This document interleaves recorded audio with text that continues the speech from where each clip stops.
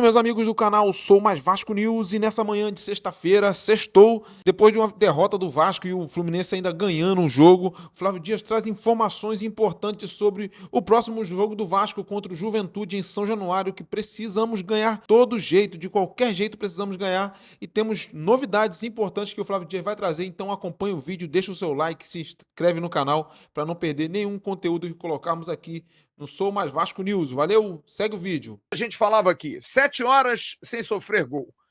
De quarta pior defesa a oitava pior defesa, melhorando o desempenho. De quarto melhor ataque no Campeonato Brasileiro.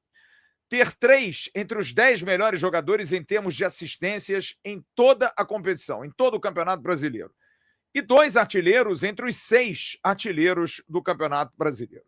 Como a coisa mudou, né? Em apenas 4 dias, 5 dias. Domingo e ontem a coisa mudou muito. Foram 2 jogos, nenhum gol feito, 5 sofridos, de uma defesa que não sofria gols há 7 horas praticamente, de 0 gol feito para um time que está na 4ª posição. O melhor ataque no retorno, era o melhor ataque no retorno do campeonato.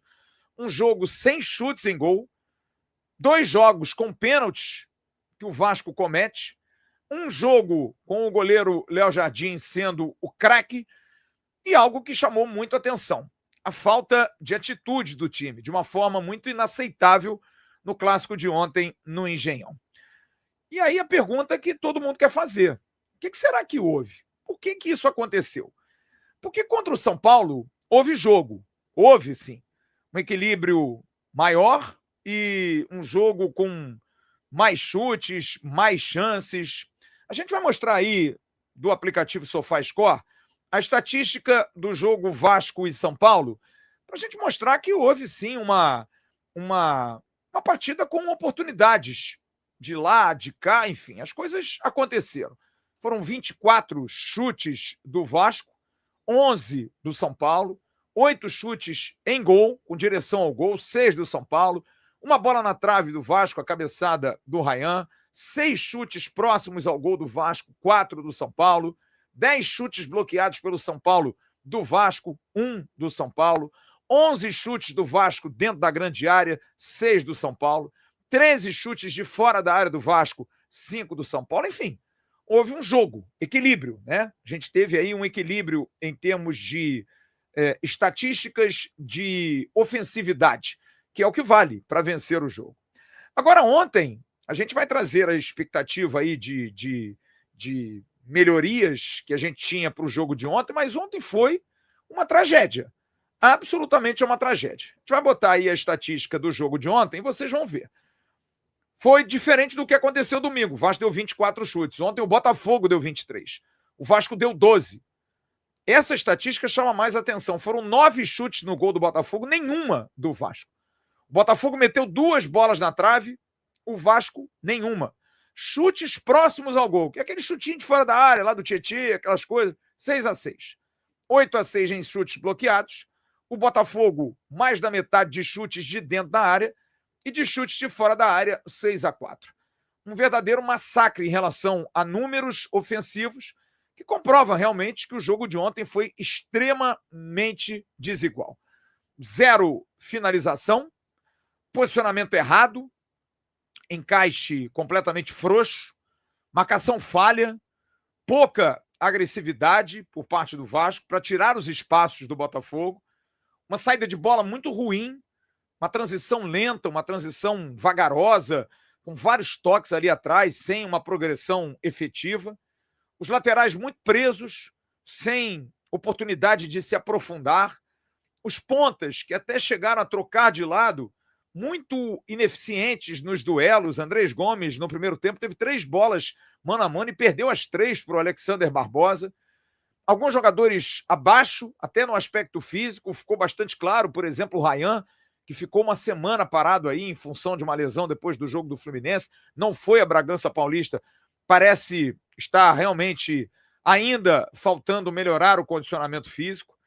E uma certeza que é muito clara, que as ausências de Paulo Henrique e Nuno Moreira foram muito sentidas. Absolutamente foi muito claro que tanto o português Nuno Moreira como o lateral Paulo Henrique foram jogadores que fizeram uma falta enorme, até por conta do número de jogos, por conta de serem titulares absolutos do Vasco. A gente tem duas artes aí de números que comprovam isso.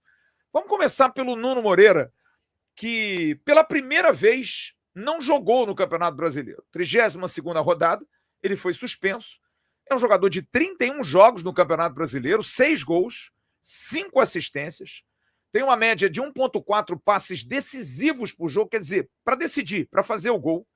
43% de ações com bola por jogo, é um jogador que está sempre com a bola no pé.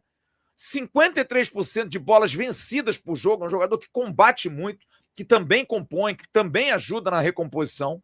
É um jogador de média alta no SofaScore, 7,09, e que tem inacreditáveis 47 jogos na temporada com a camisa do Vasco, só não jogou ontem, e 9 gols no total.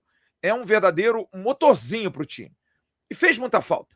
Lembrando que no jogo da Copa do Brasil, no empate em 1-1, no estádio Newton Santos, o gol foi dele. Ele fez o gol do Vasco naquele empate que depois foi decidido nos pênaltis. O Paulo Henrique, não precisa nem se falar. Paulo Henrique também é um jogador muito importante, tem sido muito importante, tanto é que foi convocado para a seleção brasileira. Paulo Henrique jogou 24 jogos dos 32 do Vasco, ficou 7 de fora. Tem um gol, 6 assistências, 6,1 de bolas recuperadas por jogo. É um jogador de maior número de bolas recuperadas por jogo do Campeonato Brasileiro. Maior ladrão de bolas do futebol brasileiro é o Paulo Henrique. 72,4% de ações com bola por jogo. Quer dizer, um jogador que toca na bola demais, está sempre participando, ora por dentro, ora por fora, ora na profundidade, ora em tabelas. Enfim, é um jogador que tem uma movimentação constante. Volto a dizer, por mérito dele, exatamente por conta desses números, acabou indo para a seleção brasileira. É um jogador que tem em média 7,25, que é uma média alta SofaScore, 50 jogos na temporada e 4 gols no total. O jogador de mais intensidade na bola, com bola no pé, de todo o elenco do Vasco da Gama. E eles vão voltar. Os dois estarão juntos novamente para substituir os dois jogadores que ontem entraram, Puma e Verratti. Puma e Verratti não jogarão sábado, irão para o banco de reservas. O lateral teve uma atuação apagada ontem e o Verratti é como se não tivesse entrado em campo. Jogaram muito de forma apagada, o Verratti sem tocar na bola, sem participar, muito frio no jogo, e o Puma muito burocrático, fazendo um jogo muito burocrático e com a presença do Verratti sempre tentando fazer a ligação direta. Mas por que será que o time do Vasco foi tão mal ontem? Por quê? Quais são os diagnósticos?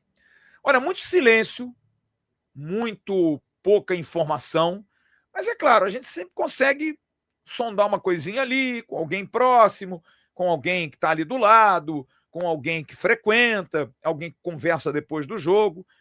E alguns diagnósticos parecem bem claros. O primeiro, foi um dia ruim do time. O time jogou mal, fez uma partida muito ruim.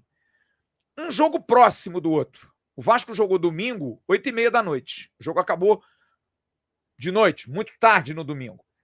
E teve que, segunda para se recuperar. No caso do Barros, por exemplo, ainda teve que fazer tratamento. Terça, treina jogo para jogar na quarta-feira, 7h30 da noite.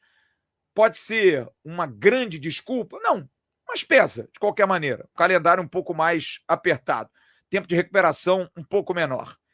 Jogar no tapetinho do Engenhão, que é sempre muito difícil. É bom lembrar que o Vasco teve aí 3 derrotas nesse período de jogos, desses 14 jogos, 2 derrotas jogando.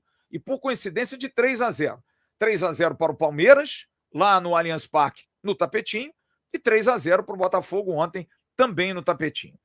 Além, é claro, de atuações abaixo de nomes que entraram para substituir os então titulares,